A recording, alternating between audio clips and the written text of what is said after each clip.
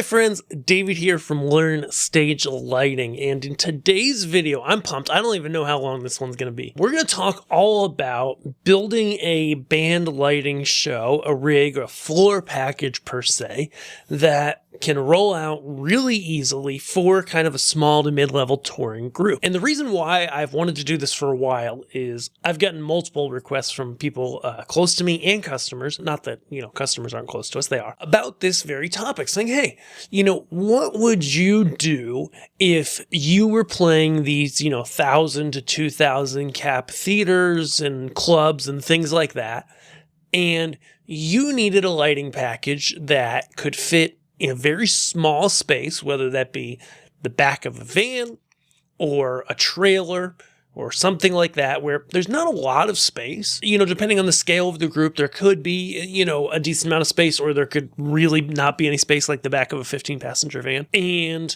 what would you do to make the best lighting rig possible in that space? And so we want to look at that today in the visualizer and just play with some different things that you can see that would be able to make this happen.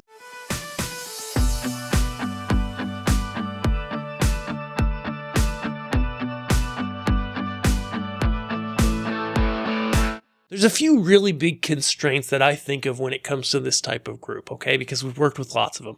The first is setup time. The amount of time that these groups have, if you're not headlining, is very short, right? You may only have a few minutes, 5-10 minutes to get your stuff on or off of stage, okay? So it's going to be able to move quite quickly. Number two, of course, is the storage space constraint. How do you transport this stuff, given that you're going to play a variety of different venues and you may not have all that much space to store? Like I said, the back of an SUV, the back of a 15-passenger van, maybe part of a trailer that's already pretty full with other band gear, sound gear, stuff like that. How do you make it fit? So let's take a look. So I'm here in the visualizer, and the first thing I've brought in is some DT Quick Grid from Global Truss. Now, lots of brands make this. We have Global Truss, and this stuff is awesome because it allows you to build basically ladders where, I can just go, and I've got a top piece on this one, but I can bump that out of the way. And, for any band that's in kind of the bus and trailer tour where generally you don't have stairs for load-in, etc., this is just such an awesome option because you can just take these and start stacking them up, right? And so, 1, 2, 3, etc. Now, let's talk about height on these, okay? So, these are, I believe they're about 30 inches tall. I guess I should have looked before I did this thing. I think they're 20 to 30 inches tall. Let me just double check super quick. And they say on a base, they don't want you to stack more than 4, and they have a package of that. So so they are 30 inches tall. Okay, about 30 inches. Again, it's not in meters. I don't know what it is. Okay, and about 24 inches wide. Perfect. Okay, so at 30 inches tall, depending on what kind of trailer you have, you might be able to do 2, you might be able to do 3, and be able to just straight roll it off stage or roll it into the trailer. But if you want to play bigger venues and, work in those larger spaces, you certainly can just take off the top 1 or 2, right? And strap them to the others, put them in a case or something like that. Like you could literally take one off the top here and just put it down here. And, depending on how fixtures sit in the way, you could just have it strapped in, whatever, leave the fixture on it and be good to go. Okay, so we're talking 2 to 3 high. Let's just start with 2, and we're going to stick the topper on it, okay? And so, what you can see there is now we have a cart, basically, that can roll on and off stage really easy. So the first thing I want to talk about is front light. Usually people think about the stuff from the back first, all the cool effects, the things that look epic and haze, and we'll get there. But you really do want to have some sort of front light as a small band like this. And it could be something as simple as some Chauvet flex stands or some basic lighting trees, or it could be something like this that rolls into place, and that, both have their benefits. Obviously the rolling, you can roll it off super quick, have some stagehands, whoever help, very easy. The base is going to carry a pretty good amount of weight, and you could always add some more weight to it if you need to, and make it nice and stable, good to go. And so, say you've got that, and you're going to go put it at the front corner of the stage, right? Not falling off the stage. And then you want to light the band. Typically for stuff like this, we'll go with a blinder type fixture, but you could go with a few par type fixtures. Okay. Kind of our top, quick, inexpensive pick for that are the ADJ Jolt 300s. Oops, I'm on the Truss page. The Jolt 300 is just a small, fairly inexpensive fixture that has a lot of punch, a lot of value for the dollar. In all their pictures, they segment it here with the red, green, blue in different zones across the front, but all the zones across the front are full color mixing. So it's not like you bring up red and you just get it on the right, and then you bring up blue and it's just on the left. They all go across all the zones. And, just taking one of these, and let's just power it on real quick. Right? The thing that I love about these, and that works well for this type of scenario, is they're super wide. So even when you don't have a lot of space in the front corner of the stage, you just pop this guy up there, right? And you pop him on the truss. And as you can see, depending on how you point it, you can cover a lot of the stage with this fixture. It's very bright, especially in white, but even in the colors, if we do the colors, you can see that I believe this will be the white separate. Yeah. If you do the colors, you get a lot out of it. If you just tilt it down a little too, you really get, a lot of coverage. Yes, compared to a par, it does kind of throw light everywhere and it catches the haze, as you can see. But I think that's a great starting point for a lot of groups like this. And so I'm just going to take this rig, take it to the corner of the stage here. Actually, not copy it. We want to mirror it. I could have set my 0 point and had it happen all automatically, but that's okay. Then kick that guy on. Just for fun, choose a different color. So, that's a good start for some front light. And I've got the house lighting up right now in this view as well, so it doesn't look as bright as it would be, but we can go ahead and adjust that. The ambient lighting, also known as the sun. But you get a nice wash on the stage. These really do work well, and we've set up a lot of bands with these as front light, and they work a little better than it's visualizing right now. So then what do you do in the back, right? If you've got to roll it on, make it easy, what do you do? Well, let's go ahead and copy one of these again. Okay, start building it over here. So, a lot of people like a blinder type fixture, okay, that moves. That can be a good option. Moving lights, etc. I think the biggest thing when you're talking about what to put in the back is you're thinking about, okay, what's going to be punchy versus what's going to be cost effective. And this is really where you can hit the gamut. Like, for example, in a room like this size, I could easily all day long go for a nice beam fixture like the Dartz 360 from Elation. We like the Dartz a lot because it's RGB mixing, but it's also very bright. For rooms this size, it does a killer job, right? And, I could take that guy and I could hang it on there, maybe come off the top like this. Maybe every night I've just got to take it and flip it around, just let it pop down and hang in the truss. And then, I've got a really bright fixture that is able to, beam in the air and do all the things and look really great. When you stick the prisms in these guys, they look awesome. We have a review on it. You can check it out.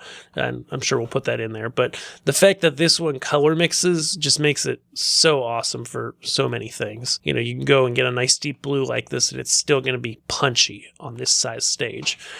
That's a great option. Another one I was just thinking of is the new Martin Mac 1. So we're Martin dealers, and we would love to help you get these if you're looking for them.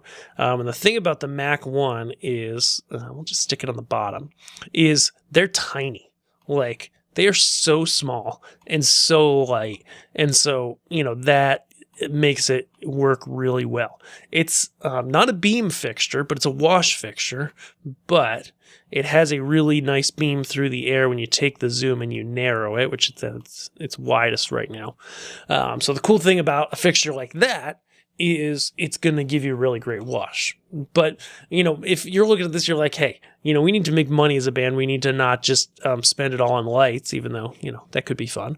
There's definitely much more value-priced options, including accidentally moving the stage deck, much more value-priced options out there that you could do to be able to make multiple of these type of towers and move them across your stage. So let's just say, let's put it over here and, think about some other options. For example, we actually have a weatherproof fixture called the Dominar X, which we sell in the Christmas light market, but also works great here.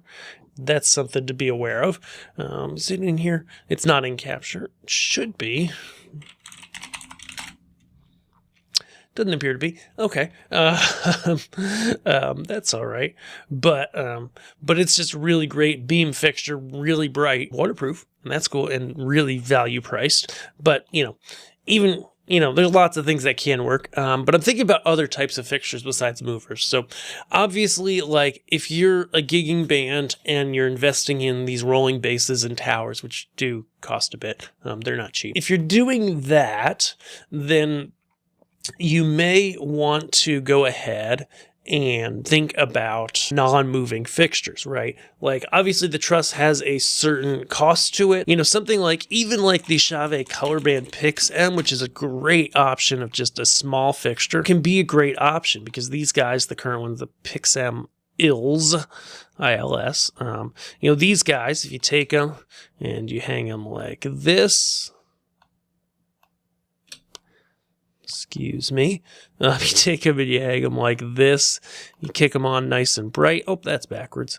They're really quite punchy, and I would say photometrically this lines up. And the nice thing about them is they are a tilting fixture. They're kind of a budget version of something like the PXL Curve. Is kind of another option like that. In fact, I had a call with a customer the other week who was talking about something like these. We quoted them out, and they're an awesome fixture. They're definitely a professional level fixture, so they're going to be at a professional level price point. But what you get is you basically get all these cells in it. I'm not going to light them all up because it's really slow, and they all tilt individually. Check out their videos on these things if you want more. But they all are full color mixing. They look epic as can be. That is that is how that works.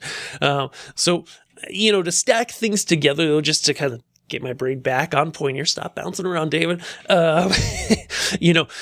Taking a strip light like this and pairing one or two of them with some moving fixtures, for example, being able to put a strip down here, right?